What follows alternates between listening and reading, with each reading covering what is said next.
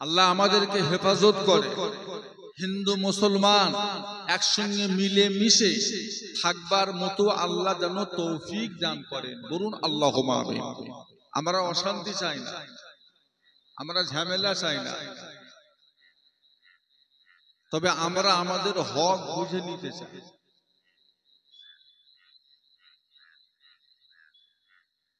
বড় নিয়ামতের মাস, বড় বরকতের মাস, বড় মাগফিরাতের মাস, এমন একটা মাসে আল্লাহ পাক আমাদেরকে নিয়ে এসে বসিয়েছেন, যে মাসটার নাম হলো জিলকদ। চারটে মাস আল্লাহ বলেছে আমার মাস, তার ভিতরে 1 নম্বর মাস হলো জিলকদ, 2 নাম্বার হলো জিলহজ, 3 নাম্বার হলো মুহররম, আর 4 নম্বর বুঝতে পারেন না রজব। এই চারটে কার মাস বলেন না? আমাদের ভারতবর্ষ থেকে আজকে 16 তারিখ, আজকেই প্রথম ফ্লাইটটা উড়ে হজের উদ্দেশ্যে একদল হাজি আল্লাহর কাবায় রওনা নিলেন। আল্লাহ পাক হাজি বান্দাদের হজকে কবুল করেন, জিয়ারত কবুল করেন, তওয়াফ কবুল করেন।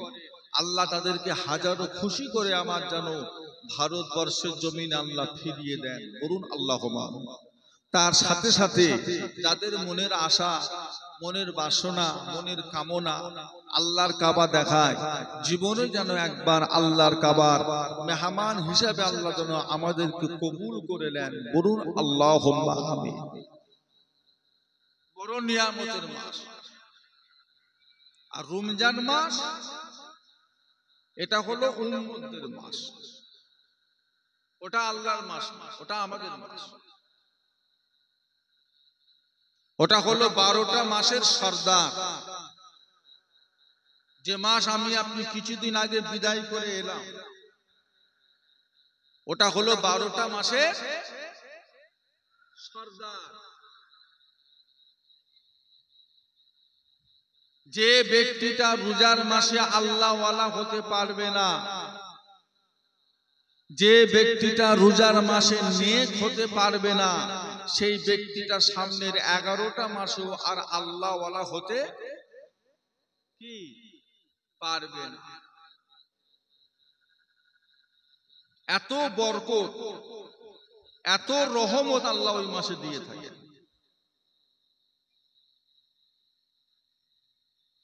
এই মাসটা আল্লাহর মাস, তারপরও এই মাসে যদি আমরা 1 খতম কোরআন শরীফ পড়ি, আমরা 1 খতম কোরআন শরীফেরই সওয়াব পাবো। কিন্তু রমজান মাসটা হলো এমন একটা মাস, 1 খতম কোরআন শরীফ যদি আমরা পড়ি, আল্লাহ পাক 700 কোরআন খতমের সওয়াব আল্লাহ লিখে দেন। একটু মহব্বতে বলা যাবে না? 700। আল্লাহ প্রথম দিয়েছিলেন 100, আমার নবী খুশি না। আল্লাহ মাত্র 100। আল্লাহ বলে, যান হাবিব, আমি আল্লাহ সওয়াবের পরিমাণটা 700 করে দিলাম। নবী তাও খুশি না। আল্লাহ আমার উম্মতের হায়াত কম, 60 বছর 70 বছর বাঁচবে, মাত্র 700 গুণ। আল্লাহ বলেছিলেন বেগাইরে হিসাব, কোনো হিসেব নেই। শুরু 70 থেকে এর শেষটা কত, সেটা আমি আল্লাহ খুশি করে আমার বান্দাতে করে দেবো। একটু মহব্বতে বলা যাবে না? তাহলে বলেন, ওই মাসে যদি আমরা ভালো হতে না পারি, আর সামনের 11টা মাসে হতে পারবো? পারবেন? যে ব্যক্তিটি একটা মাস রোজা রাখলো, তারাবির নামাজ পড়লো, রোজার মাসের হক আদায় করলো, আর ঈদের নামাজ পড়ে ঈদগায় এসে নামাজ পড়ে বাড়ি রাস্তায় রওনা নিল, আল্লাহ রসুল বলেছেন ওই ব্যক্তিটা যেন একটা বেগোনা মাসুম বাচ্চা ছেলের মতো হয়ে যায়।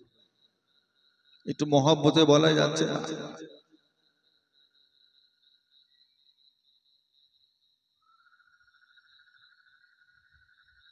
আমার নবী সারা জীবন উম্মতদের করে দোয়া করেছে, উম্মত উম্মত করে নবী সারা জীবন কেঁদেছে। আবার সেই নবী উম্মতদের জন্য তিনটে জায়গাতে বদদোয়া করেছে, অভিশাপ দিয়েছে। তিন জায়গায় রহমতের নবী তিন জায়গায় অভিশাপ দিয়েছে। এক নাম্বার হলো, আল্লাহ যেই ব্যক্তিটা 1 মাস রোজা পেল, অথচ 1 মাস রোজা পেয়ে রোজার মাসের হক আদায় করে নিতে পারল না, সেই বান্দাটার উপরে আল্লাহ পাকের গজব, আল্লাহ পাকের লানত, আল্লাহ পাকের অভিশাপ নাযিল হোক। আমার রাসূলুল্লাহ বলেছিলেন আমিন। আমার নবীর বদদোয়া মিস যাবে? আমার নবী বদদোয়া করেছে, যে রোজার মাসের হক আদায় করতে পারলো না, তার উপর খোদার গজব।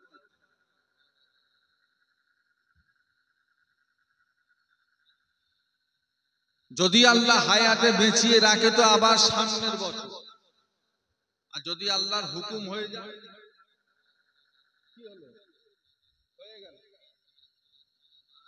যদি আল্লাহর হুকুম হয়ে যায় আর রোজা পাবো, রোজা আসবে না তা নয়, রোজা আসবে। আমরা মারা যাবার পরে রোজা আসবে না, শবে বারাত আসবে না, লাইলাতুল কদর আসবে না, মুহররম আসবে না, শবে মেরাজ আসবে না, আসবে। কিন্তু ওই সমস্ত রাতে, ওই সমস্ত দিনে, ওই সমস্ত মাসে আমরা আর কোনো ইবাদত বান্দেগি করতে,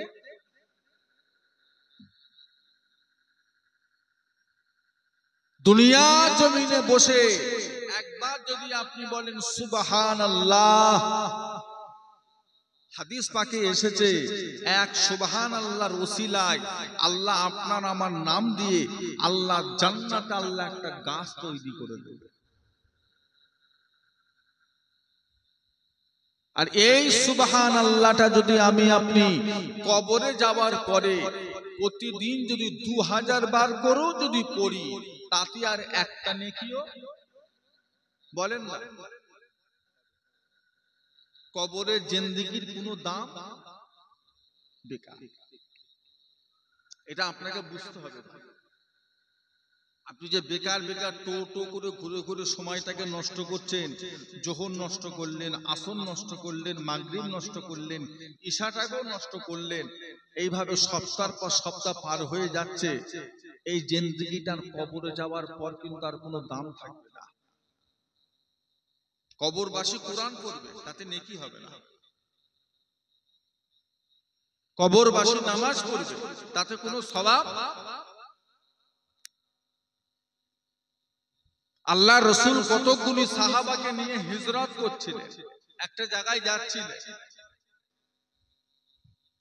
রাত হয়ে যাওয়ার কারণে আল্লাহ রসুল বললেন আজকে রাতটা আমরা এখানে থাকতে চাই, তোমরা একটা করে তাবু তৈরি করো।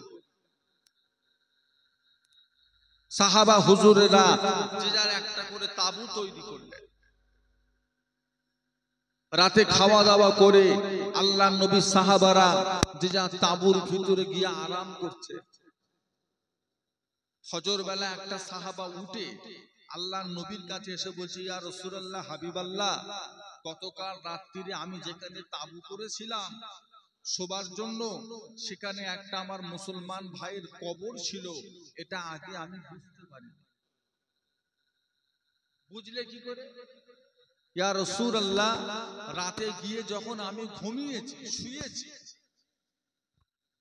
কবরবাসী কবরে শুয়ে শুয়ে সারা রাত কুরআন শরীফ তেলাওয়াত করেছেন, এটা আমি নিজে কানে শুনতে পেয়েছি।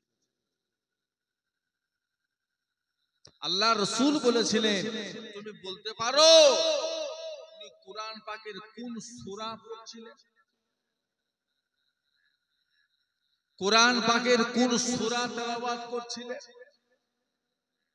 সাহাবা হুজুর বলেছিলেন, ইয়া রাসূলুল্লাহ, হাবিবাল্লাহ, উনি কুরআন পাকের যে সূরাটা তেলাওয়াত করছিলেন, সূরাটার নাম হলো সূরা মুল। সূরা মুল। তাবারাকাল্লাযী বিয়াদিহিল মুল। অহুয়া আলা কুল্লি শাইইন কাদির আল্লাযী খালাকাল মাউতা ওয়াল হায়াতা লায়াবলুকুম আইয়ুকুম আহসানু আমালা ওয়াহুয়াল আজিজুল গফুর। উনি এই সূরাটা পড়ছিলেন। আল্লাহ রাসূল বলেছিলেন, তুমি জানো এই সূরার ফজিলত, এই সূরাটা পড়লে কি হয় তুমি জানো? বলছে না হুজুর। আল্লাহ নবী বলেছিলেন, যে ব্যক্তিটা ঈশান নামাজ বাদ রাত্রিরে ঘুমোতে যাওয়ার আগে প্রতিদিন এই সূরাটা একবার করে তেলাওয়াত করবে, ওই বান্দার কবরে যাওয়া থেকে নিয়ে কিয়ামত পর্যন্ত কবরের সমস্ত আযাব থেকে আল্লাহ তাকে নাজাত দিয়ে দেবেন। তো মহব্বতে বলা গেল না। সূরাটার নাম কি? মনে থাকবে ইনশাআল্লাহ। ওয়াজ ভুলে গেলে হবে না। ওয়াজ ভুলে গেলে আপনি আল্লাহওয়ালা হতে পারবেন না। তাহলে কবরবাসী কোরআন শরীফ পড়বে, কিন্তু তাতে কি হবে না বলে?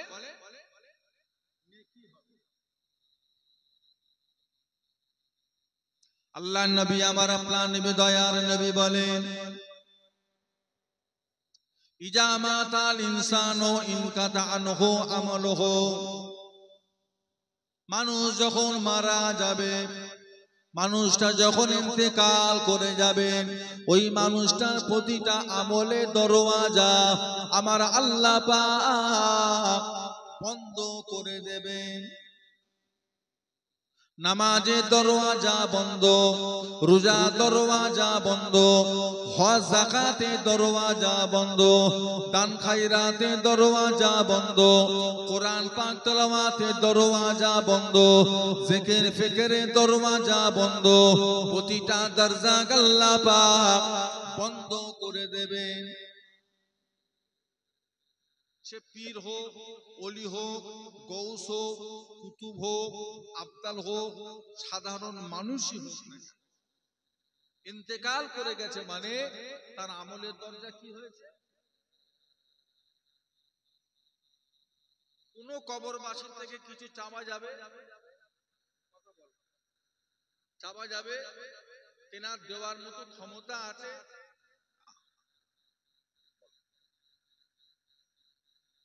আপনি তেনার ওসিলা দিয়ে দোয়া চান, আল্লাহ আপনার মাহবুব বান্দার ওসিলায় আমার দোয়াটা কবুল, আপনি এই দোয়াটা করতে পারেন। ডাইরেক্ট গিয়ে বলবেন হুজুর আপনি দেন, আপনি ব্যবস্থা করে দেন, আপনি আমার কাছ থেকে উদ্ধার করে দেন, দাদা হুজুর, নাউজুবিল্লাহ। ঈমান থাকবে? ঈমান থাকবে?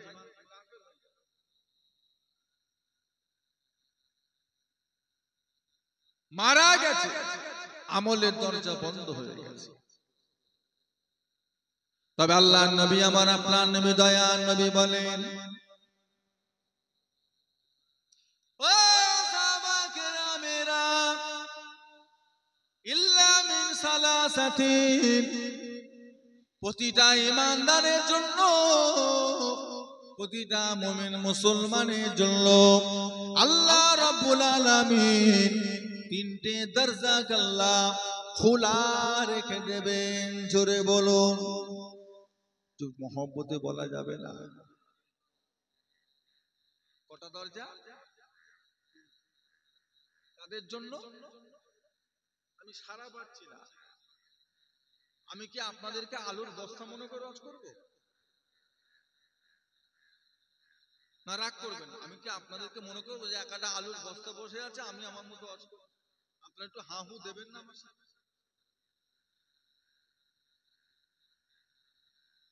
কাদের জন্য? কাদের লেগে তিনটে দরজা? ঈমানদার। হ্যাঁ, মাথায় রাখতে হবে, ঈমানদার। এবার ঈমানদার কাকে বলে? মাথায় টুপি পরলে ঈমানদার, মুখে দাড়ি রাখলে ঈমানদার, শরীরে জুব্বা পরলে ঈমানদার। ঈমানদার কাকে বলে? মাথায় টুপি তো শিয়ারাও পরে না? যারা কাদিয়ানি তারা তো মুখে দাঁড়িয়ে রাখে, মুতাজিলা তারাও তো জুব্বা পরে। কি হয়েছে? আল্লাহ নবী যে ৭৩টা দলের কথা বলেছে, টুপি জুব্বা পাগড়ি সবার কাছে থাকবে না থাকবে না? তার মধ্যে কটা দল জান্নাতে যাবে? তাহলে দাড়ি টুপি জুব্বাটা ব্যাপার নয়, এটা ইমানদারের লেবাস। ইমানদার আলাদা জিনিস। ইমানদার কাকে বলা হবে? ইমানদার বলতে কাকে বোঝানো হয়েছে?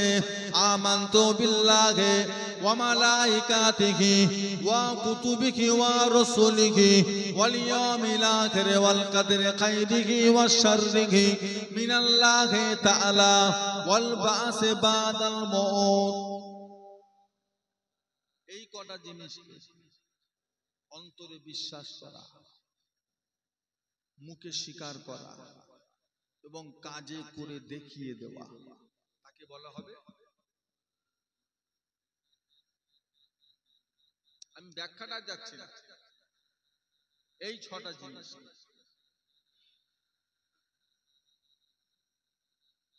অন্যায়ভাবে মানুষের প্রতি অত্যাচার করলেন, আপনি ইমানদার? বলেন না ইমানদার? মিথ্যা কসম খেলেন, আপনি ইমানদার? বলে কত সহজ।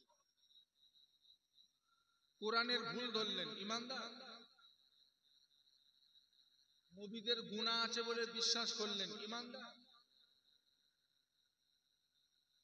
আখিরাত বলে কিছু নেই, আপনি এই বিশ্বাস করলেন, ইমানদার? সব করছি আল্লাহ করিয়েছে, গুনাহও করছি আল্লাহ করিয়েছে, ইমানদার? ইমানদারের জন্য ৩টে দরজা খোলা থাকবে। কবে? মরণের পরে। ও ভাইজানেরা, আল্লাহ রাসূল বলে ১ নাম্বার দরজার নাম ইল্লা মিন সাদাকাতিন জারিয়াতি। ১ নাম্বার দরজার নাম হলো সাদকায়ে জারিয়া। সাদকা মানে হলো দান করা, জারিয়া মানে হলো জারি থাকা। এমন একটা দান যেই দানের স্বভাবটা সর্বসময়ের জন্য জারি রয়ে যাবে। জোরে বলুন। ওই দানটা বলা হয় সাদকায়ে জারিয়া, যেই দানটা আপনি মসজিদে করবেন। ও ভাইজানেরা, এই মসজিদে ২০০, ৫০০, ১০০০, ২০০০ দান করলেন, ১০টা মার্বেল কিনে দিলেন, ৫ বস্তা সিমেন্ট মাটি কিনে দিলেন, মসজিদের প্লাস্টারটা করে দিলেন, মসজিদে ৪টে পাখা লাগিয়ে দিলেন, মুসল্লিদের উযু করার জন্য একটা উযুখানা করে দিলেন, একটা ঈদগাহ করে দিলেন, একটা পুকুর খনন করে দিলেন, পুকুরে একটা ঘাট করে দিলেন, মানুষের পানি খাওয়ার জন্য একটা কলের ব্যবস্থা করে দিলেন, মানুষ বসে একটু আরাম পাবে, ২টো গাছ বসিয়ে গেলেন। এই সমস্ত কাজ, এগুলো হলো সাদকায়ে জারিয়া। এগুলোকে বলা হবে সাদকায়ে জারিয়া। আপনার রেখে যাওয়া দান থেকে, আপনার রেখে যাওয়া জিনিস থেকে দুনিয়ার মানুষ যতদিন উপকার পাবে, প্রতিটা দিনের সওয়াব, প্রতিটা ওয়াক্তের সওয়াব আল্লাহ রাব্বুল আলামিন, আপনি কবরে শুয়ে থাকবেন, সওয়াবটা আল্লাহ পাক আপনার কবরেও পৌঁছে দেবেন। জোরে বলুন, মহব্বতে বলুন। সাদকায়ে, ও বাবাজি, এইরকম কিছু দান আমাদের প্রত্যেকটা মানুষের জন্য কিছু না কিছু করে যাওয়ার দরকার আছে না? আওকাত অনুযায়ী, আপনার সামর্থ্য অনুযায়ী যতটুকু আপনি পারবেন। এই মসজিদটা এখন ৭০ বছর নামাজ চলবে, ৭০ বছর সওয়াব আপনার পাবে। এই ঈদগাহটা এখন ১০০ বছর নামাজ চলবে, ১০০ বছরের সওয়াবটা আপনার কবরে যাবে। আপনার রেখে যাওয়া ওই স্নানের ঘাট, এই পুকুর, মানুষ জীবনকে জীবন ব্যবহার করবে, প্রতিটা দিনের সওয়াব আল্লাহ আপনার কবরে পৌঁছে দেবেন। একটু মহব্বতে বলা যাবে না? কারোর আশায় কবরে যাওয়া, নিজে কিছু করে যাবে। আপনি যদি এই আশায় যান যে আমি কবরে পালাবো আর ইমাম সাহেব প্রতিদিন সওয়াব পৌঁছে দিয়ে আসবে, আপনার ধারণা ভুল, ঠকে যাবে। আপনি যদি এই আশায় কবরে যান আমি কবরে চলে যাব আর আমার ছেলে ফুলে গিয়ে আমার কবরের সামনে দাঁড়িয়ে দাঁড়িয়ে রব্বে হামহুমা কামা রব্বায়ানি সাগীরা, আল্লাহ আমার বাপের গুনাহ মাফ করে দাও, এইভাবে প্রতি সপ্তাহে সপ্তাহে দোয়া চেয়ে আসবে, আপনার আশা ভুল, চিন্তা ভাবনা ভুল, যাবে না, যাবে না। ও আপনার মরার পরে 1-1.5 মাস যাবে, ভুলে যাবে। বলেন আপনি আপনার আব্বার কবরে মাসে কবার যান? আপনি বলেন। আপনার দাদু, আপনার দাদি, তাদের কবরে মাসে আপনি কবার যান? একবারও না। সত্য কথা বলেন,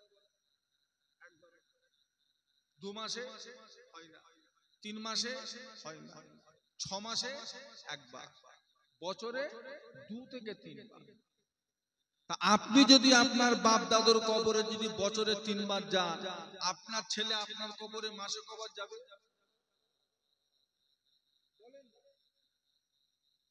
কবার গিয়ে কেঁদে কেঁদে দোয়া চাইবে আপনার জন্য? তাহলে ওদের আশায় কবরে যাওয়া যাবে না, নিজে কিছু করে যেতে হবে?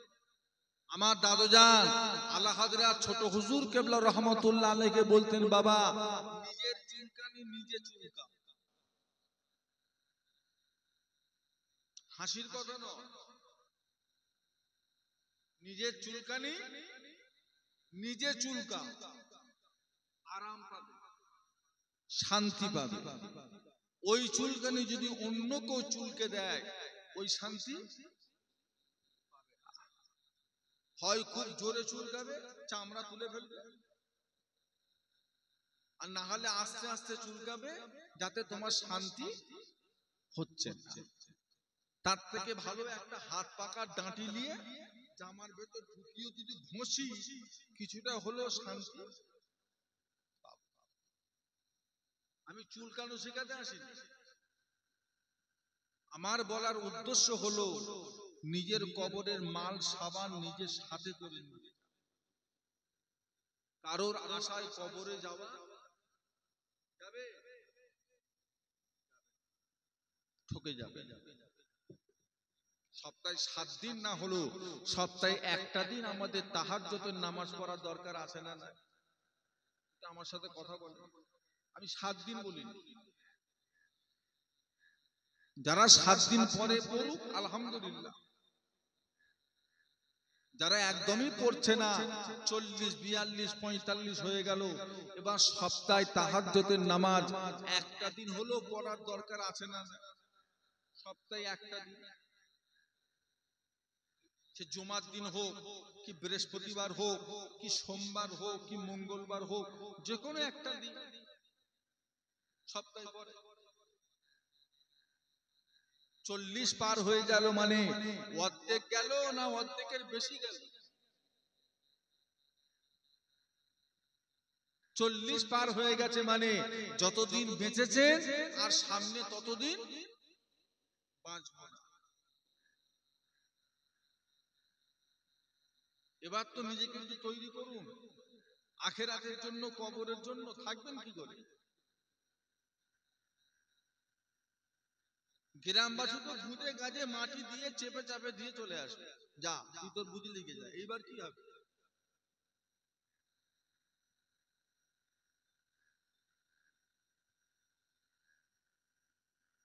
ছেলে পুলে কবর জিয়ারত করবে না, ওদের হাতে অত সময় নেই। পরিবেশের অবস্থা দেখছেন না? এরা আল্লাহকে ফাঁকি দিচ্ছে, নামাজ পড়ছে না, এরা আপনাকেও ফাঁকি দেবে। এরা সৃষ্টিকর্তাকে যখন ফাঁকি দিচ্ছে, এরা মা বাপকেও ফাঁকি দেবে না? দেবে না? ফাঁকি দেবে।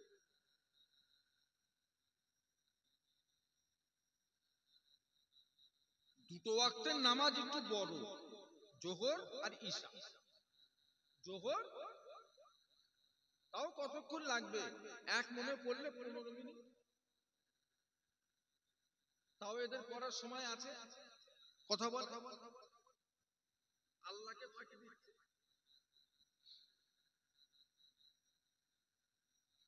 আবার এখনকার ছেলেরা মোবাইল টোবাইল পেয়ে এমন এমন ওয়াজ শুনছে, এমন এমন বক্তাদের ভক্ত হচ্ছে, এমন এমন কথা শুনছে যা আপনার বাপ দাদার জীবনও শোনেন, আপনিও জীবনও শোনেন। মসজিদে ইমাম সাহেব সালাম ফিরানোর পরে সম্মিলিত একসঙ্গে মোনাজাত করা বেদাত। তারাবির নামাজ 20 রাকাত পড়া বেদাত। জানাজার নামাজ পড়ে দোয়া করা বেদাত। কানে পড়ছে না পড়েন? আমরা যে ইমামে আজম আবু হানিফা রহমতুল্লাহ আলাইহিকে আমরা যে মানি, বলছে এনাকে মানাটাও বেদাত।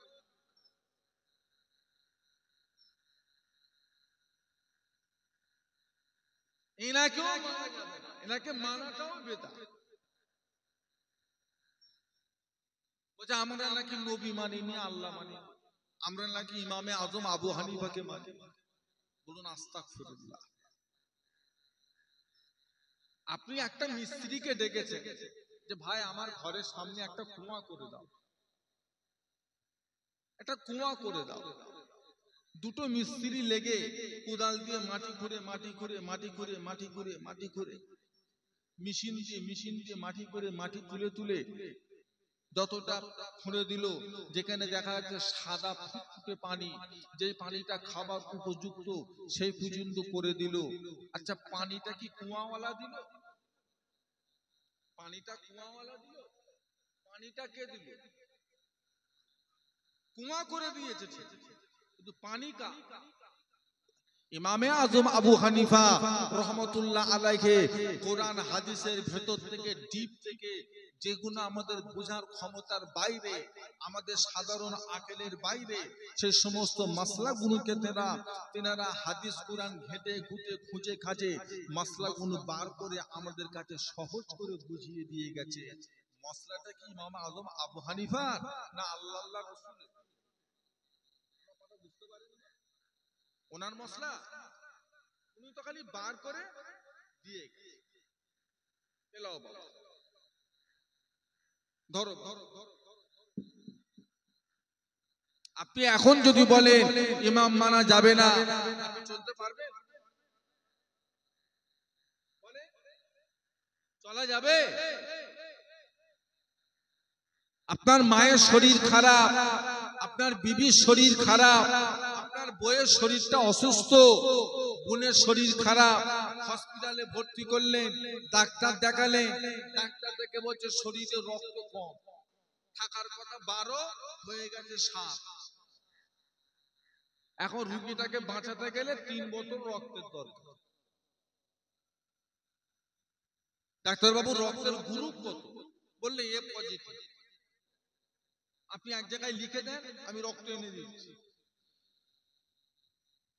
ডাক্তার একটা প্রেসক্রাইব করে দিলেন, আপনি বারাসাত ব্লাড ব্যাংকে গেলেন, বারাসাত ব্লাড ব্যাংকে গিয়ে সেটা জমা দিয়ে দেখালেন, উনি আপনাকে 3 বোতল রক্ত দিলেন। ওই রক্তটা নিয়ে এসে আপনি ডাক্তারবাবুকে দিলেন, ডাক্তারবাবু রক্তটা নিয়ে আপনার মা হোক, বউ হোক, বোন হোক, তার শরীরে পুশ করিয়ে দিলেন। এখন আমার প্রশ্ন হলো, যে রক্তটা আপনি দিলেন ওটা মুসলমানের রক্ত না কাফেরের রক্ত?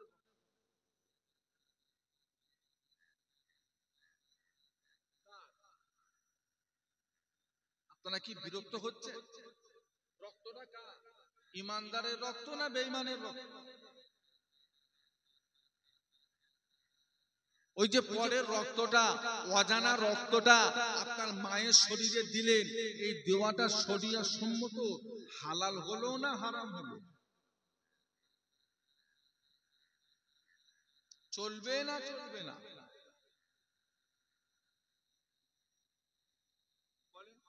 আল্লাহ নবী জামানায় রক্ত লেনদেন হতো? রাসূলুল্লাহর যুগে রক্ত লেনদেন হতো? সাহাবাদের যুগে হতো? ইমামদের যুগে হতো? বর্তমান যুগে কে করতে বললো? এবার এটা জায়েজ না না জায়েজ এই ফতোয়াটা কে দেবে? কোরআনে আছে, হাদিসে আছে, তাহলে এই ফতোয়াটা দেবে কে?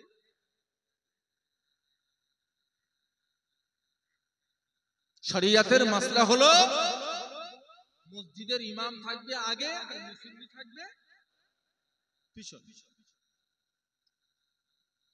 পিছনে যেতে যেতে যদি দু চারটে কাতার যদি মসজিদের নিচেও হয়, তাদের নামাজ হবে না হবে না?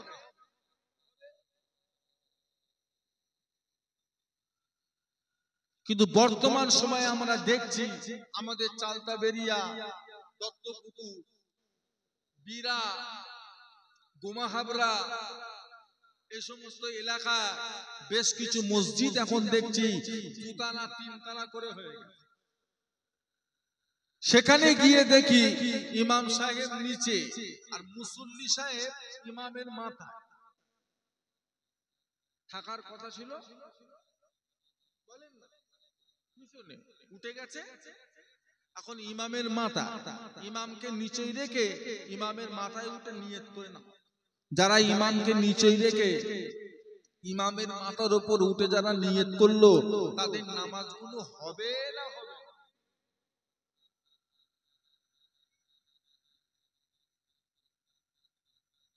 বলে হবে না হবে? রাসূলুল্লাহর যুগে দুতলা মসজিদ ছিল? বলেন না। আল্লাহর নবীর জামানায় দুতলা মসজিদ, সাহাবাদের যুগে, ইমামদের যুগে, বর্তমান যুগে কে করতে বললো? কে করতে বললো? আল্লাহ বলেছে দুতলা করো? নবী বলেছে? তাহলে করলেন কেন? কে করতে বললো আপনার? নামাজ হবে? ইমামকে নিচে রেখে উপরে উঠে যাচ্ছেন, নামাজ হবে? তাহলে এই জামানায় এসে যদি আপনি বলেন আমি ইমাম টিমাম মানি না, আপনি চলতে পারবেন? আমি তো দুটো বললাম, এরকম 2000 মাসলা বলা যায়।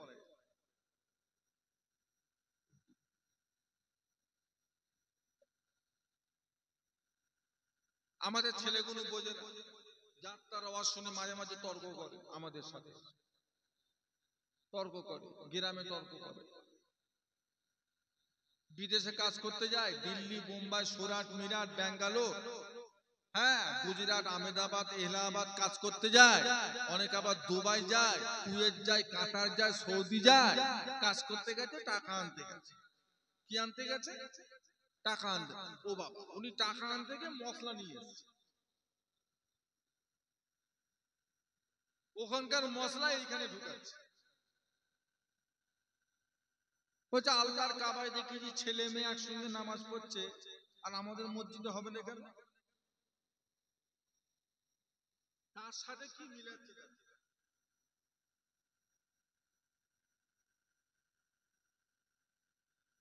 কার সাথে কি মিলাচ্ছে?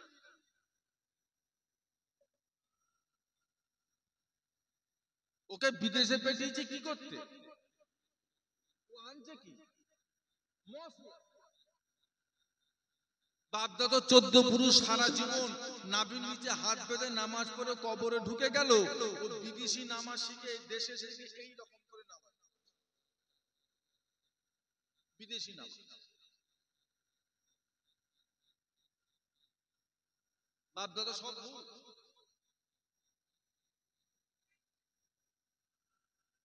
তুমি যে বিদেশি হুজুরের ভক্ত হয়েছো, তোমার বাপ যখন মারা যাবে তখন বিদেশি হুজুর নিয়ে এসে জানাজা পড়াবে?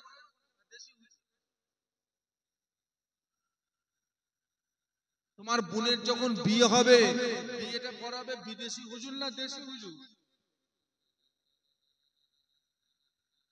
তুমি তো কাঁদে গেছো, পয়সা আনবে, পয়সা। মশলা আনতে কে বলেছে তোমাকে? তোমার আব্বা মশলা আনতে পাঠিয়েছিল?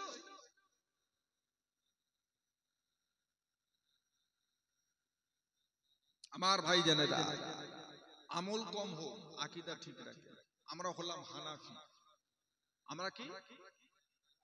আমরা শুধু মুসলমান, শুধু মুসলমান শিয়ারাও বলে, শুধু মুসলমান কাদিয়ানিও বলে, যারা কবরে সেজদা দেয় তারাও বলে আমরাও মুসলমান। বুঝতে পারছেন না? কবরে কাওয়ালি গায়, সেজদা দেয়, ছেলে মেয়ে লিজে হই হই করে, ওরা বলছে আমরাও মুসলমান, আবার আমরা বলছি আমরাও মুসলমান। তাহলে পার্থক্য কি রইল? না, আমরা শুধু মুসলমান নয়, আমরা হলাম হানাফি। আমরা হলাম শুধু মুসলমান পরিচয় দেবেন না, আমরা হানাফি মুসলমান।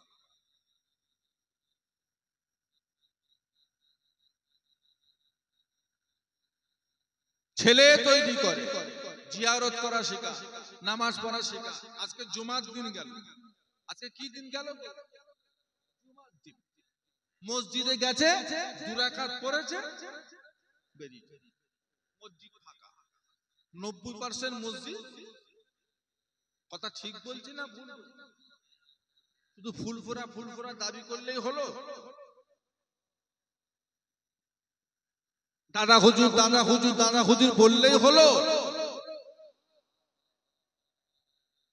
জুমার ওয়াক্তে মোট কত রাকাত নামাজ? বলো বলে 22 রাকাত। 1-2 রাকাত। আর আপনার ছেলে নাতি পুতি পড়েছে ক রাকাত?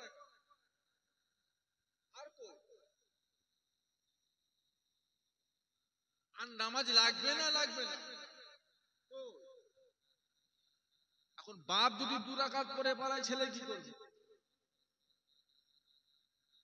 ছেলে তো বাপের দেখে শিখবে।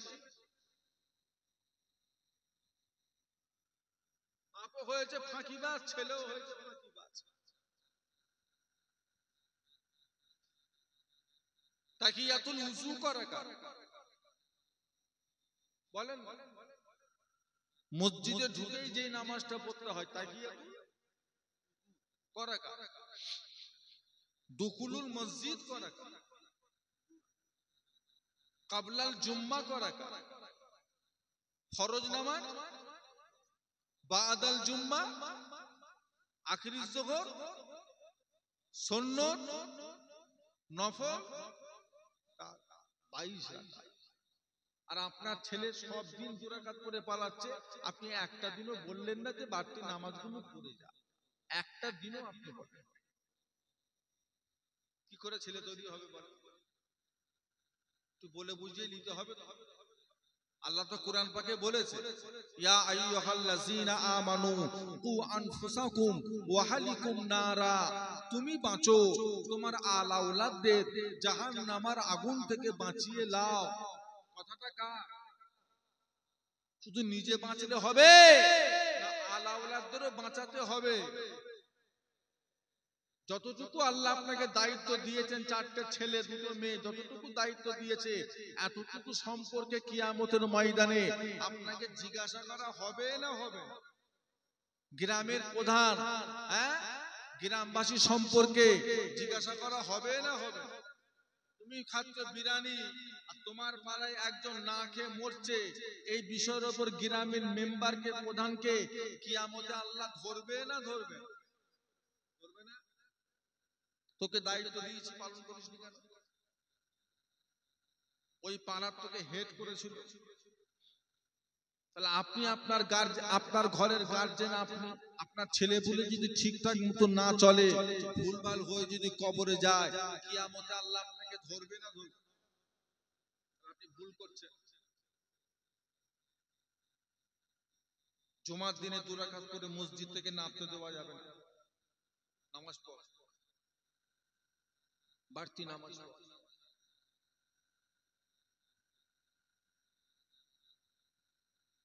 আল্লাহ নবী আমার, আপনার নবী দয়ার নবী বলেন, আল্লাহ পাক যখন তোমাকে ছেলে কিংবা মেয়ে দেবে, ও ভাইজানেরা, আল্লাহ রাসূল বলে, যখন আল্লাহ পাক ছেলে কিংবা মেয়ে দেবে, মা বাবার উপর আল্লাহ তরফ হইতে 3টে কাজ আল্লাহ পাক ফরজ করে দিয়েছে।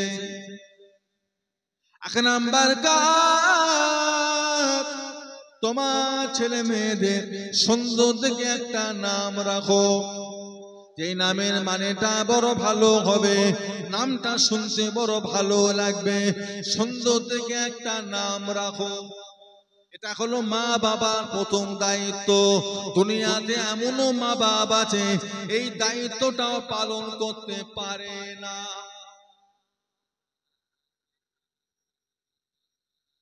ছেলের নাম রেখেছে লালটু, মুসলমানের ছেলে।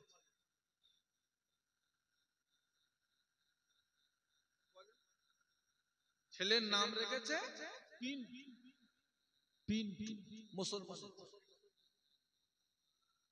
ছেলের নাম রেখেছে সৌরভ, মুসলমানের ছেলে। ছেলের নাম রেখেছে রাকেশ, মুসলমানের ছেলে। ছেলের নাম রেখেছে বাবলু, মুসলমানের ছেলে। কথা ঠিক বলছি না? এত নবীদের নাম, হ্যাঁ, এত নবীদের নাম, এত সাহাবাদের নাম, এত পীর ওলি আল্লাহদের নাম, যদি সবার নামও ছেড়ে দিই, আমার আল্লাহর নাম কটা? আমার আল্লাহ পাকেরই নাম শুধু 99টা, তার থেকে একটা নামও পছন্দ হলো না। আব্দুল সবুর, আব্দুল গফুর, আব্দুল জব্বার, হ্যাঁ, আব্দুল সামাদ, আব্দুল কাইয়ুম, এই নামগুলো ভালো লাগে না? ততবার আপনি আব্দুল কাইয়ুম বলে আপনার ছেলেকে ডাকবেন, ততবার আল্লাহর নাম নেওয়ার জন্য আপনার স্বভাব হবে না? আরে এত নাম ছেড়ে দিয়ে নাম রেখেছে লাল। বলো, দায়িত্ব পালন করতে পেরেছে?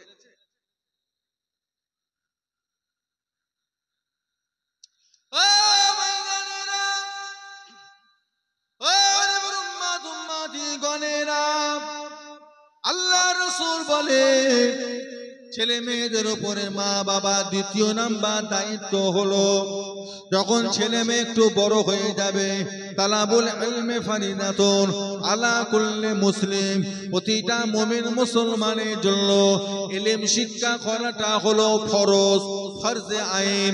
প্রতিটা মা বাবা দায়িত্ব আপনার ছেলে মেয়েকে কোরআন পাকের তালিম দেওয়া, মাসলা মাসাইলের শিক্ষা দেওয়া, এটা প্রতিটা মা বাবার জন্য আল্লাহ পাক এটাকে ফরজ করে দিয়েছে। কোরআন পাকের তালিম প্রত্যেকটা সন্তানকে দিতেই হবে। মাসলা মাসাইলের শিক্ষা প্রতিটা মা বাপ তার সন্তান ছেলে মেয়েকে শিখাতেই হবে।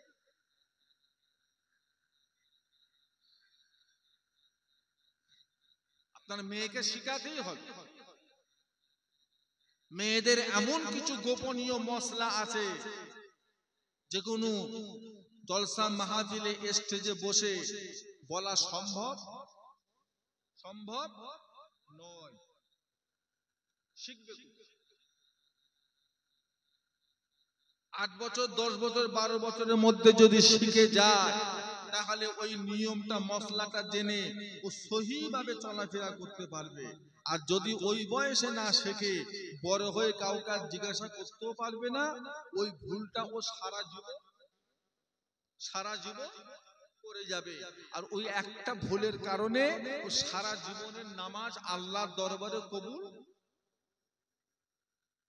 আপনি রাগ করছেন আমার কথায়? ওই একটা ভুলের জন্য।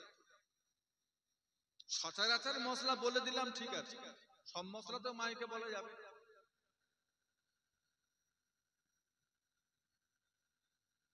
মেয়েরা যখন নামাজ পড়বে, তাতে খোপা বাঁধুক আর খোপা ছাড়ুক আর যাই করুক, শরীরে যখন নামাজ পড়বে একটা চুল যদি বাইরে থাকে, ওই মহিলাটার নামাজ আল্লাহর দরবারে কবুল। এই মশলা বলা যাবে, এটা আম মশলা বলা যাবে। একটা মহিলার শরীর খারাপের ব্যাপার, মাসে মাসে শরীর খারাপ হয়, 10 দিন পার হয়ে যাচ্ছে, তখনও শরীর খারাপটা দেখা দিচ্ছে, তখনও কি নামাজ মাফ?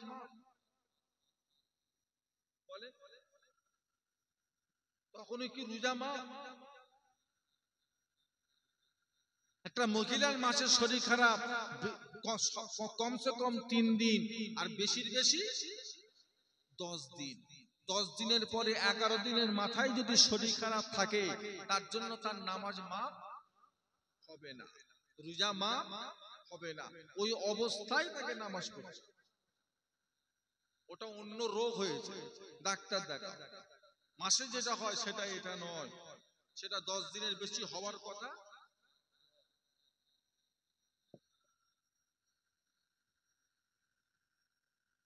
আপনার ছেলেকে কিছু মশলা শেখাতে হবে।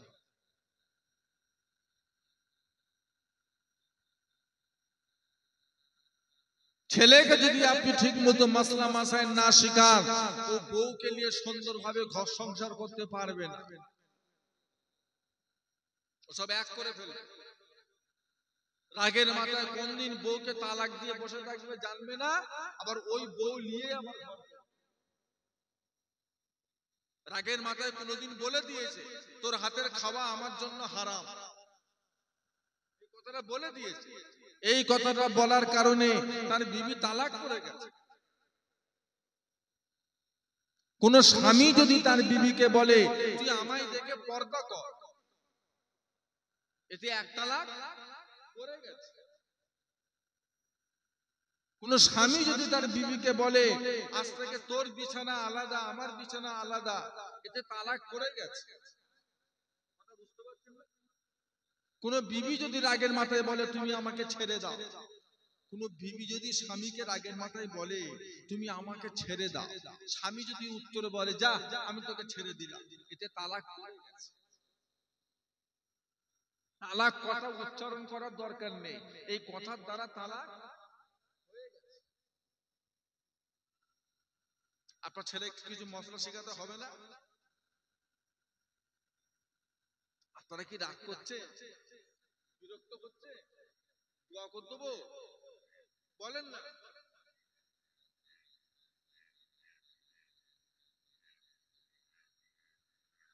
দ্বিতীয় নাম্বার মাসলা হলো ছেলে মেয়েকে শরিয়াতি ইলমে শিক্ষা দেওয়া।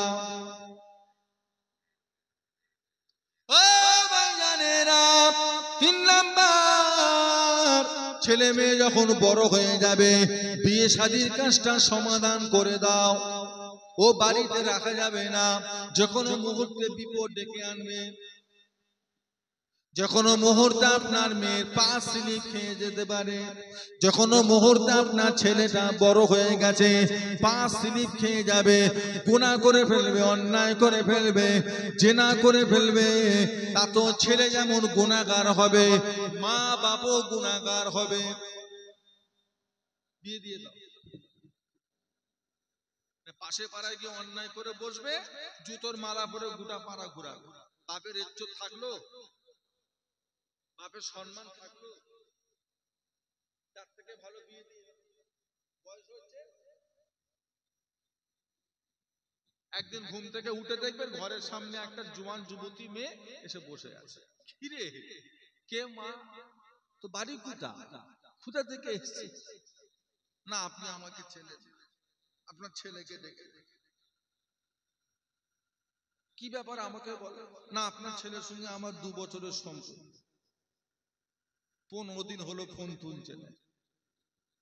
আমাকে বিয়ে করবে বলে কত জায়গায় ঘুরিয়েছে ফিরিয়েছে, একসঙ্গে ঘুরিয়েছি ফিরিয়েছি, এখন আর ফোন তুলছে না। এখন আমার দাবি আমি ওকে বিয়ে করব, আমি আপনার ঘরের সামনে থেকে উঠবো না। খেলা হচ্ছে না, হচ্ছে এটা ঝামেলা বাবা, ইজ্জত সম্মানের লাগার থেকে বাবা বিয়ে দিয়ে বলছে হুজুর খাওয়াবে কি? খাওয়াবার মালিক আপনিও না, আপনার ছেলেও না। কে?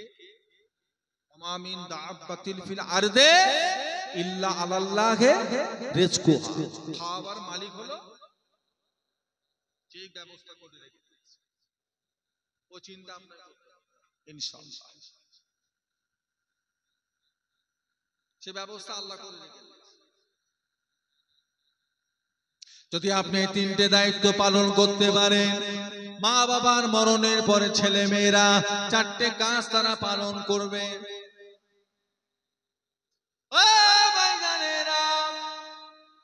আল্লাহ রাসূল বলে মা যখন মারা যাবে, বাপ যখন মারা যাবে, মা বাবার মরণের পরে ছেলে মেয়েদের উপরে আল্লাহ তরফ হইতে চারটে কাজ আল্লাহ পাক ওয়াজিব করে দিয়েছেন।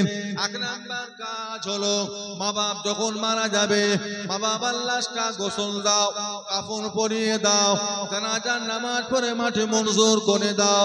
দ্বিতীয় নাম্বার কাজ হলো মা বাপ যদি কিছু ঋণ করে যায়, ধার করে যায়, ঋণটা পরিশোধ করে দাও। তিন নাম্বার কাজ হলো মা বাপ যদি কিছু ওসিয়াত করে যান, ওসিয়াতটা পালন করে দাও। চার নাম্বার কাজ তোমার মা বাপ জমি জায়গা টাকা পয়সা ধন দৌলত যা কিছু রেখে গিয়েছে ছেলে মেয়েদের ভিতরে কোরআন হাদিস মোতাবেক ভাগ বন্টন করে না।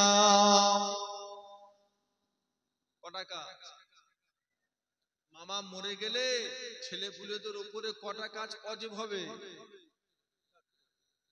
এক নাম্বার গোসল দাও, কাফন পরাও, জানাজার নামাজ পড়ে মাটি মাটি। দ্বিতীয় নম্বর কাজ হলো তোমার মা বাপ যদি কিছু ঋণ করে যায়, ধার করে যায়, বাজারে দোকানে হাটে পাশের বাড়িতে আল্লাহর রাস্তায় মা বাবার ঋণটাকে কি করো? পরিশোধ।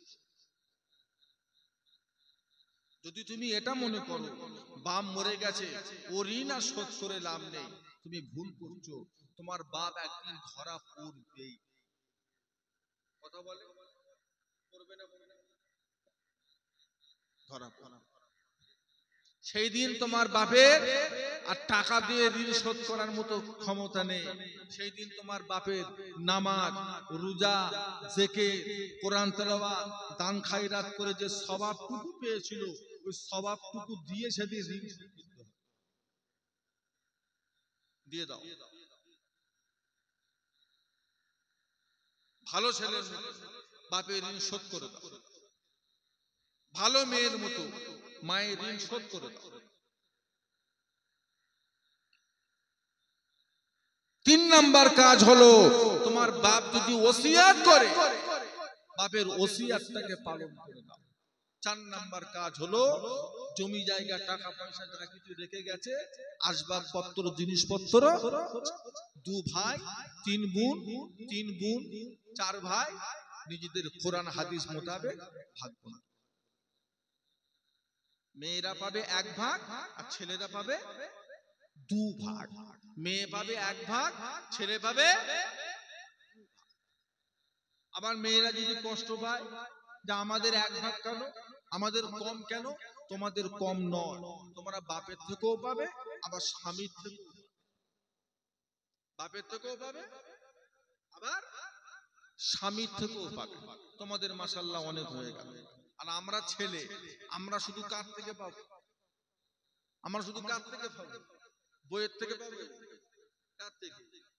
শুধু বাপ। যা পাবো বাপের থেকে, আর কারোর থেকে না। আর মেয়েরা পাবে দু জায়গা থেকে, বাপের থেকেও পাবে স্বামীর থেকেও পাবে। আল্লাহ রাসূল আমার আপনার নবী দয়ার নবী বলে মানুষ মারা যাবে, মানুষ ইন্তেকাল করে যাবে, মানুষের মরণের পরে তিনটে দরজা ইমানদারের খোলা রয়ে যাবে। ও বান্দারা, এক নাম্বার দরজা হলো সাদকায়ে জারিয়া, দ্বিতীয় নাম্বার দরজা হলো আমলে সালেহ।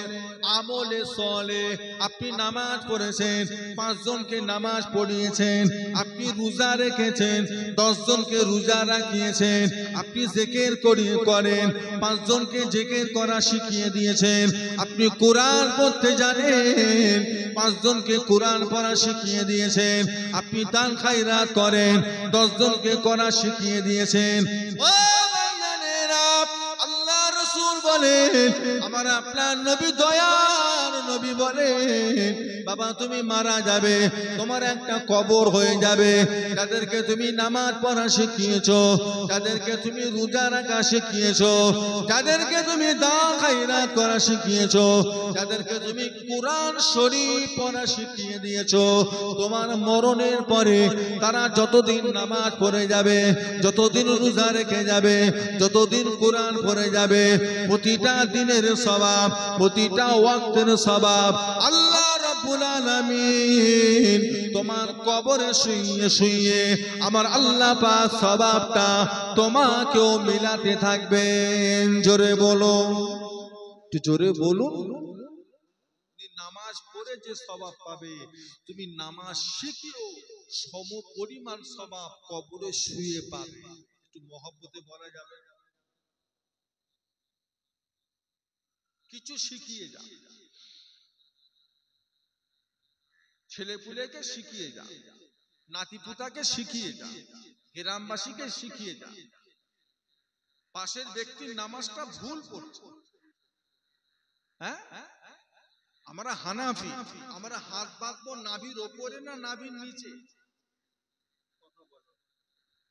নাভির নিচে।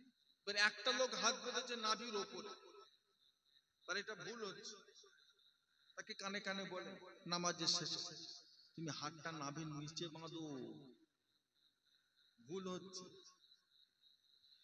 একটা লোক সেজদায় গেছে, হাতের আঙুল থেকে নিয়ে হাতের কোণই পর্যন্ত পুরো জমিনে ঠেকিয়ে দিয়েছে। আপনি নামাজ পড়তে পড়তে লক্ষ্য করলেন পাশের ব্যক্তিটা এইভাবে নামাজ পড়ছে, নামাজ শেষে সালাম ফিরিয়ে কানে কানে বলেন তোমার নামাজটা ভুল হচ্ছে, এতটা ঠেকলে হবে না। কতটা কতটা কবজি, কবজি হাতে কবজি, আর এখান থেকে এই পর্যন্ত উঁচু হয়ে থাকবে, এটা জমিনে থাকবে না, তোমার ভুল হচ্ছে। এই যে আপনি মশলাগুলো, তাকে দুটো মশলা, ছোট ছোট দুটো মশলা যে শিখিয়ে দিলেন, সে এই ভুলটা শিখে সঠিক আমলটা যতদিন করে যাবে, ততদিন আপনি কবরে শুয়ে সওয়াবটা পেতে থাকবেন।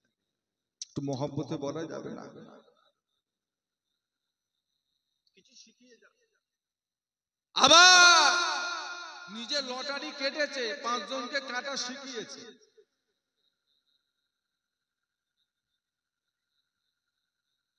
হ্যাঁ, নিজে জুয়া খেলে, আরো 10 জনকে শিখিয়েছে। বন্ধন ব্যাংক, গ্রুপ লোন, মহিলা সমিতি নিজে করে, আরো 5 জনকে সুদের ব্যবসায়। আমি একা কেন খাবো, তোরাও বুঝতে পারছেন? লটারির ব্যবসা দত্তপুকুর বাজারে কি গো, কেমন চলছে? একটা দুটো দোকান,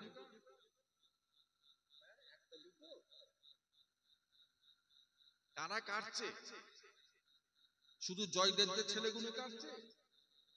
হ্যাঁ, শুধু জয়দেবদের ছেলেরা কাটে, আর জয়নালদের ছেলেগুলো দেখে? এরা কাটে না, এরা খালি দাঁড়িয়ে দাঁড়িয়ে দেখে।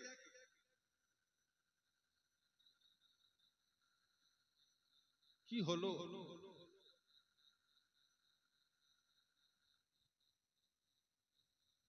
তকদির বিশ্বাস নেই। ওয়াল কাদিরে খাইরিহি ওয়া শাররিহি মিনাল্লাহি তাআলা। জীবনের ভালো মন্দ এটা কার হাতে? কথা বলে না। কার হাতে? আল্লাহর হাতে। এই ঈমান যদি আপনার থাকে, আপনি লটারির দোকানে গেলেন কি করতে? আশাই মরে চাষা। কে কোথা পেয়েছে, 1 লাখ না 2 লাখ না 5 লাখ পেয়েছে, উনি সে আশায় বসে আছে, হদ্দম কাজ।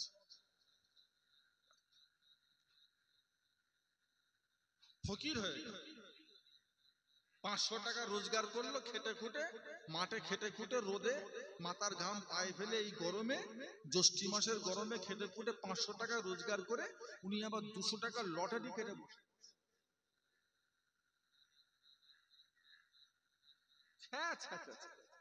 পাগল না মাথা খারাপ?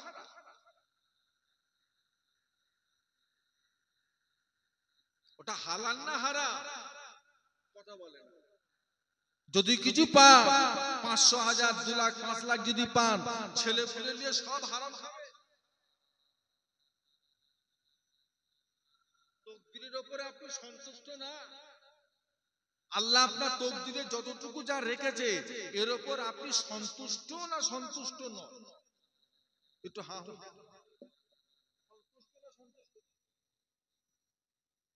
আম্বানি হবে?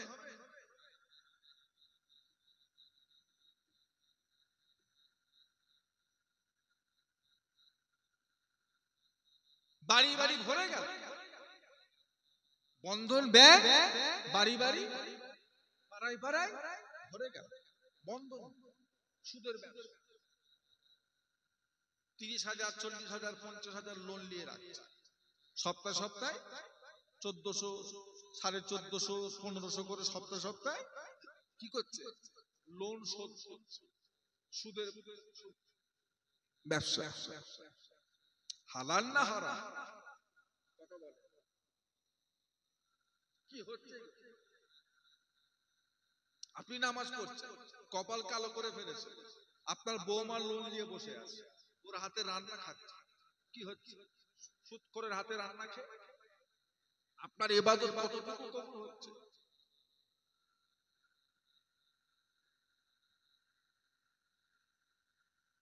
কত বরকত আছে? বাড়িতে শান্তি আছে? বাড়িতে আরাম আছে? সংসার খরচা বেশি না ওষুধ খরচা বেশি? বর্তমানে আপনার বাড়িতে সংসার খরচা বেশি না ওষুধ খরচা বেশি? এবার নিজে বুঝে নেন কত শান্তিতে আছেন আপনি। ওতে বরকত নেই। আমি জানি আপনাদের কষ্ট হচ্ছে, আপনারা বিরক্ত হচ্ছে, আপনাদের খারাপ লাগছে, হক কথা শুনবেন না, আল্লাহর রহমতের উপর ভরসা রাখবেন না, আল্লাহর উপর তকদিরের উপর ঈমান রাখবেন না, কাফের হয়ে দুনিয়া থেকে যাবেন, দুনিয়া থেকে হারামখোর হয়ে বিদায় নেবেন।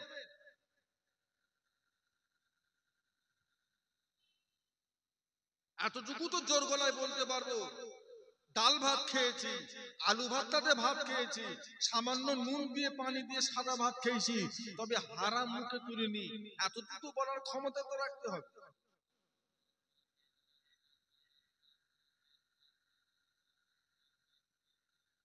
ওতে বরকত নেই। একটা বছরে ষোলের বাচ্চা কটা হয়? একটা বছরে ষোলের বাচ্চা কটা হয় বলেন না? জানা আছে না? না কটা হয়? 12-14টা করে ষোলের বাচ্চা হয়। একটা বছরে কুকুরের বাচ্চা কটা হয় বলে? এটাও জানেন না? কটা হয়? 6টা-8টা করে কুকুরের বাচ্চা হয়। হয় না? হয় না? আর একটা বছরে গরুর বাচ্চা কটা করে হয়? 3টে করে, 5টা করে। আশপাশে কেউ শোর খায়? আশপাশে শোর জবাই হয় কোথাও? শোর খায়, শোর কাটে আশপাশে কোথাও বলেন না? কুকুর কাটে আশপাশে, বিক্রি হয়, দেখেছে? দুনিয়াতে আল্লাহ করে আপনারা টুকটাক ঘুরছেন, এদিক ওদিক যাচ্ছে, কোন জায়গায় যে খবর পেয়েছেন যে এখানে কুকুরের গোশত বিক্রি হয়? খবর পেয়েছেন কোনদিন? গরু গরু হয় না? হয় না?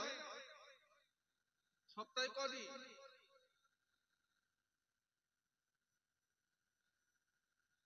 সপ্তাহে 7 দিন। দিনে কটা করে? দিনে 2টো, 1টা, 3টে হচ্ছে না? হয়নি? শুধু 24 পরগনার লোকই গরু খায়, আর তো কেউ খায়? আর কেউ খায়? কলকাতার লোকেরা, মেট্রোপলিটন লোকেরা, হাওড়া জেলার লোকেরা, হুগলি জেলার লোকেরা, মেদিনীপুর, বাঁকুড়া, পুরুলিয়া, বীরভূম, মুর্শিদাবাদ, মালদা, দিনাজপুর খায়? শুধু পশ্চিমবাংলাটাই খায়, আর তো কেউ খায়? সারা পৃথিবীতে যেই পশুটা সবচাইতে বেশি লোক খায়, সেই পশুটা কি? কি? গরু। বাংলাদেশ খায় না, পাকিস্তান খায় না, কাবুল খায় না, আফগানিস্তান খায় না। বছরে বাচ্চা কটা দেয়? আর কুকুর কটা দিচ্ছে? সরে কটা দিচ্ছে? হ্যাঁ, বরকত কাতে। আর কথা বলেন না, বরকত কাতে? সরের বাচ্চাই বরকত, না কুকুরের বাচ্চাই বরকত, না গরুর বাচ্চাই বরকত? সারা বছর তো মাশাআল্লাহ যা খাবার খাচ্ছি, আবার কুরবানির হাট শুরু হয়ে গেছে, হাটে গিয়ে দেখবেন আল্লাহ এখনো এত গরু। সারা বছর খেলুন কি, এখনো এত গরু, মাথায় হাত।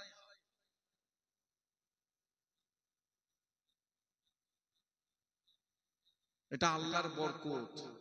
গরুটা হলো হালাল, গরুটা হলো, সর হলো, কুকুর হলো, ওতে আল্লাহর বরকত নেই। সুদের ব্যবসা, লটারির ব্যবসা, জুয়ার ব্যবসা, বন্ধন ব্যাংক, এগুলো কি? এগুলো কি? এগুলো হলো হারাম, এতে বরকত। ভালো হন, আমার উপর রাগ করবেন না। আপনি আমার দাদা পীরের সিলসিলার মানুষ, আপনি মুজাদ্দিদুজ্জামান ফুরফুরার পীর আবু বকর সিদ্দিক রহমাতুল্লাহ আলাইহিকে আল্লাহর ওলি বলে মানেন না মানেন না? আপনি এই দলের মানুষ না মানুষ? আমি সেই খানদানের ছেলে, আমি আপনাদের ছেলে, আমি আপনাদের ভাই, আমি আপনাদের বন্ধু। হালাল খান, শরীরে হালাল খুন পয়দা করে, এর মজা আলাদা। হালালের উপর চলেন, এর বরকত আলাদা। হারাম, ওতে শান্তি নেই। কুকুর 6টা করে বাচ্চা দিতে পারে, কুকুর 6টা করে বাচ্চা দিতে পারে। এই পাড়ায় যদি 3টে যদি মেদি কুকুর থাকে, এক একটা কুকুরের যদি 6টা করে বাচ্চা হয়, 3 6 18টা। আবার যদি 1 বছর পরে আবার যদি 6টা করে দেয়, 18 দুগুণে 36টা। 36টা বাচ্চা যদি গ্রামে ঘোরে, গ্রামের লোকের ঘর থেকে বেরোতে পারবে? 36টা কুকুর যদি পাড়ায় ঘোরে, বাইরে বেরোতে পারবে? বেরোতে গেলে হাতে লাঠি। কিন্তু না, 36টা বাচ্চা থাকে না, 6টা করে বাচ্চা দেয় ঠিকই, কিন্তু বছরের শেষে দেখবেন 2টো কি 3টে কি 4টে। কথা ঠিক কিনা? আর গেল আপনারা কি মেরে পুঁতে দিয়েছেন? গেল গেল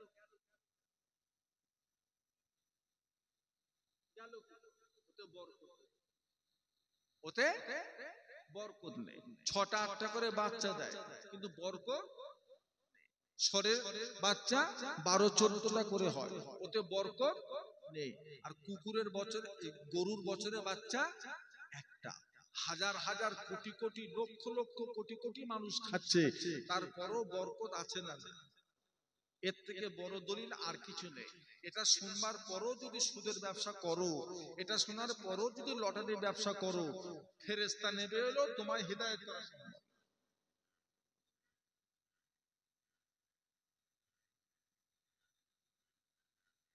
ভালো ভালো ভালো হতে বংশ লাগে না, ভালো হতে বংশ লাগে না, ভালো হতে সাদা রং লাগে না, ভালো হতে পয়সা লাগে না। আল্লাহ বংশ দেখেন, আল্লাহ রং দেখেন, আল্লাহ পয়সা দেখেন। আল্লাহ পাক যদি রং দেখতেন, ও বান্দানেরা, আল্লাহ পাক যদি পয়সা দেখতেন, আল্লাহ পাক যদি বান্দাদের বংশ দেখতেন, আল্লাহ পাক যদি বান্দার ঘর বাড়ি দেখতেন, আল্লাহ পাক যদি বান্দার সোসাইটি দেখতেন, তাহলে কি হতো? হযরতে বেলাল রাদিয়াল্লাহু তাআলা আনহু জীবনও কোনোদিন অত উঁচু দরের সাহাবা হতে পারতেন না। কথা ঠিক কিনা? বেলালের কি ছিল? পয়সা ছিল, গায়ের রংটা খুব সুন্দর ছিল, বংশটা খুব ভালো ছিল। কথা বলেন না? বেলালের ঘর কি মক্কায় ছিল, কোথায় ছিল?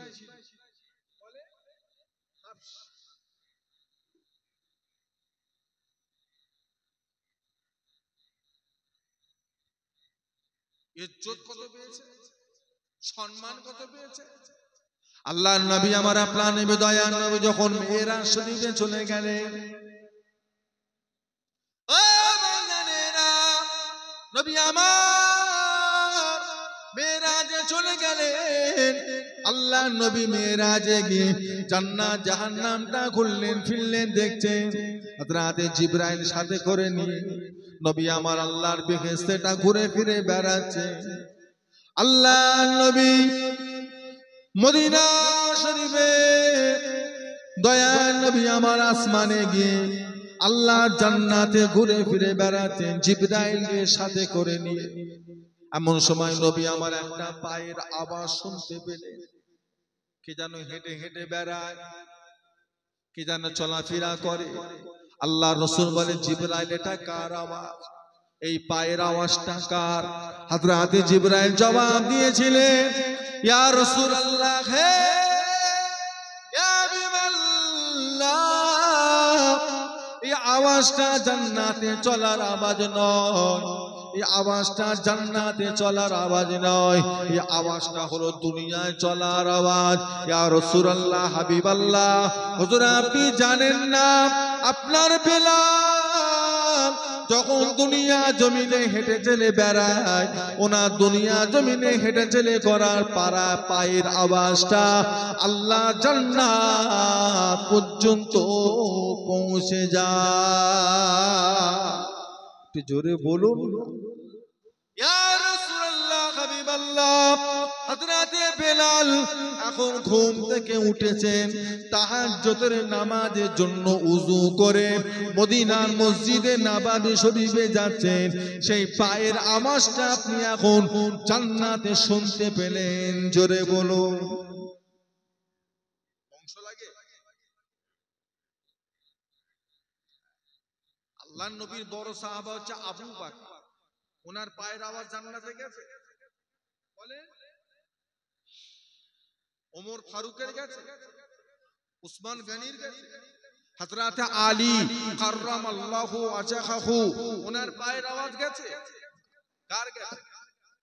কার গেছে? বেলাল, কালো বেলাল, হাবশি বেলাল। নিজের ঘরটুকুও নেই, এক কাটা জমিও নেই, থাকতো কোথা?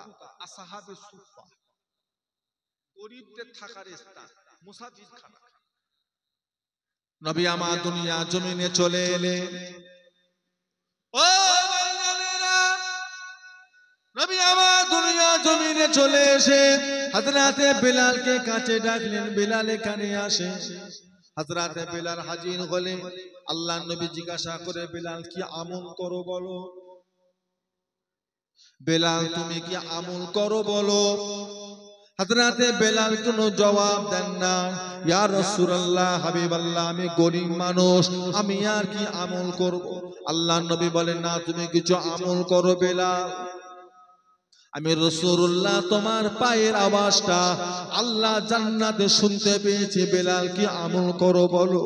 হযরতে বেলাল জবাব দিয়েছিলেন, ইয়া রাসূলুল্লাহ, ইয়া হাবিবাল্লাহ, আমি বেলাল তেমন কিছু আমল করি নাই, তবে একটা কাজ আমি করি। যেই কাজটা হলো, আমি বেলাল যখন নাপাক হয়ে যায়, আমি বেলালের উযু যখন নষ্ট হয়ে যায়, আমি বেলালের যখন উযুটা ভেঙে যায়, সাথে সাথে আমি উযুটা আদায় করে নিই।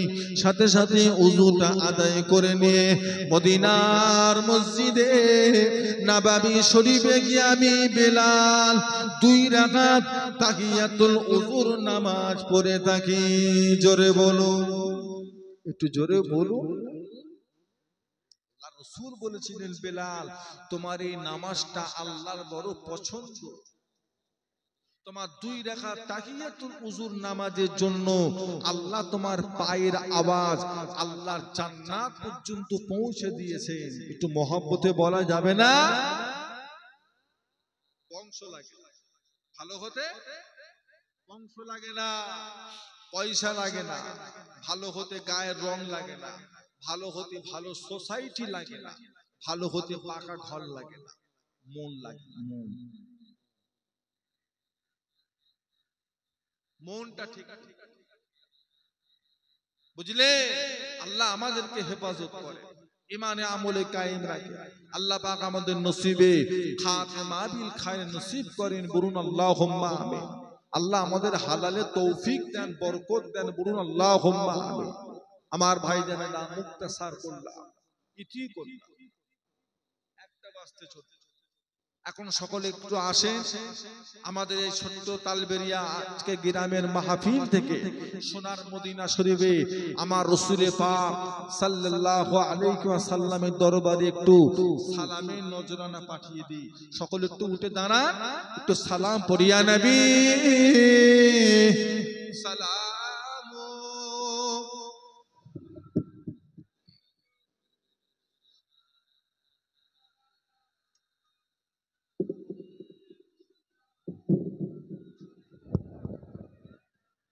যারা বাইরে আছে ভিতরে চলে এসো, ভিতরে চলে এসো, দোয়া হবে, সবাই ভিতরে চলে এসো। কমিটি ভাইরা দুজন স্টেজে এসো। তালা আল বদরু আলাইনা মিন শানিআতিল বিদাই ওয়াজাবা শুকরু আলাইনা মাদা লিল্লাহ আখিদাই ইয়া নবী ইয়া রাসূল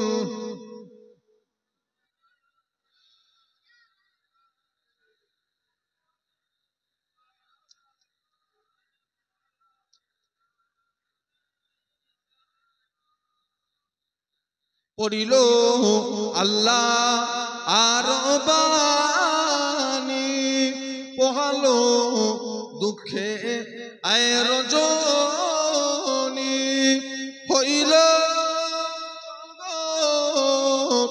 নুরানি আমেনা নয়ন ও নির্মনি ইয়া নবী ইয়া রাসূল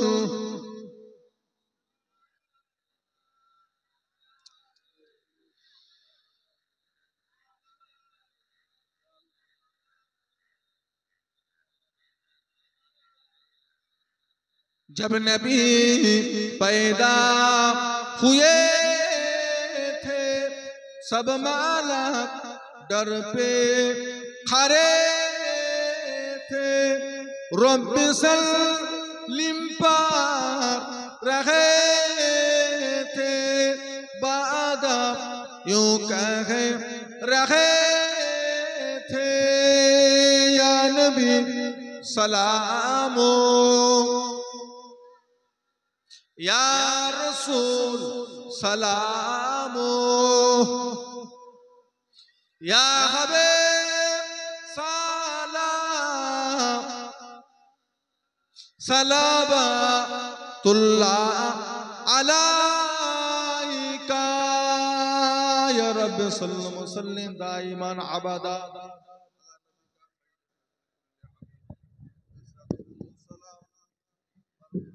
नबी पर अपने मुदाम बलगल उला बिकमालिही कशरबत दुजा बि ज़मानिही हसनत दम्यु क़िसालिही सल्लु अलैहि व आलिहि दुरूद।